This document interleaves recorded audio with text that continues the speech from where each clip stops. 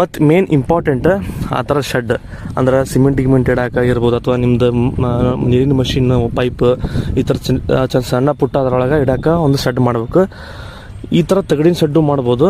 ಆದರೆ ನೀವು ಇನ್ನೂ ರೊಕ್ಕ ಉಳಿಸ್ತೀನಿಪ್ಪ ಅಂದ್ರೆ ಸುಮ್ಮ ಇಟ್ಟಂಗಿ ತರಿಸ್ರಿ. ಇಟ್ಟಂಗಿ ತೊಗೊಂಬಂದು ಅದಕ್ಕೆ ಸಿಮೆಂಟ್ ಹಾಕಂಗಿಲ್ಲ, ಅಲ್ಲೊಂದು ಮನೆ ಕಟ್ಟ್ಯಾರ ಅಂತ ತೋರಿಸ್ತೀನಿ ನಿಮ್ಗೆ. ಆಮೇಲೆ ಅದು ಹೆಂಗೆ ಕಟ್ಟ್ರಪ್ಪ ಅಂದ್ರೆ ಇಟ್ಟಂಗಿಟ್ಟ ಮನೆ ಕಟ್ಬಿಟ್ರೆ ಕಟ್ಟಿ ಅದಕ್ಕೆ ಈ ಥರ ಮಣ್ಣು ಅಷ್ಟೇ ವರ್ಷಾರ. ಸೊ ಅಂದ್ರೆ ಅದು ಆಮೇಲೆ ಉಚ್ಕೊಂಡು ಆಮೇಲೆ ನೀವು ಕಂಪೌಂಡ್ ಕಟ್ಕೋಬೋದು. ಇಲ್ಲಾಂದ್ರೆ ಬ್ರಿಕ್ಸಿಂದನೂ ನೀವು ಮನೆ ಕಟ್ಕೊಂಡು ಆಮೇಲೆ ಬ್ರಿಕ್ಸ್ನ ಆಮೇಲೆ ನೀವು ಕಂಪೌಂಡು ಹಾಕೋಬೋದು.